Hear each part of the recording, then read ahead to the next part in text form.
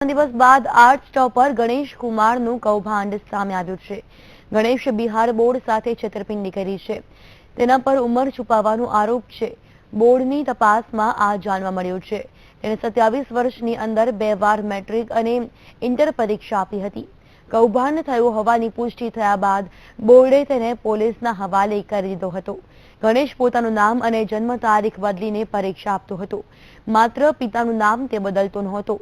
Ganesh કુમારના inter 2017ના રિઝલ્ટને સ્થગિત કરવામાં આવ્યું છે અને તેને કારણ બતાવો નોટિસ જારી કરીને 3 દિવસમાં જવાબ માંગવામાં આવ્યો। ગણેશની સાથે સંજય ગાંધી હાઈસ્કૂલ, લક્ષ્મીનિયા શિવાજીનગર અને રામનંદન સિંહ જગદીપ નારાયણ ઉચ્ચ માધ્યમિક ઇન્ટર કોલેજ જેવી શાળાઓને સમિતિએ શોકોઝ नोटिस फटकारी है। यहाँ पे पूछताछ करने के बहाने जांच के क्रम में इनको यहाँ बुलाया गया था इंटरमीडिएट में, तो जांच में तथ्य प्रकाश में आए थे। उस संबंध में FIR दर्ज हुई है, जिसमें हम लोगों ने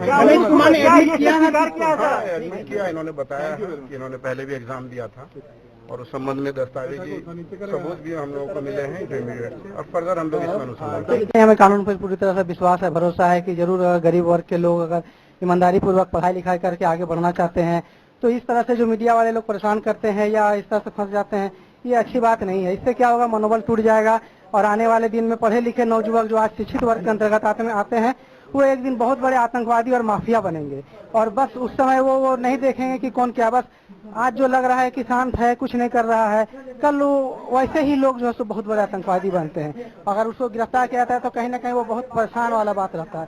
तो बस यही है, हमें कानून पर पूरा भरोसा है। तो समाचारों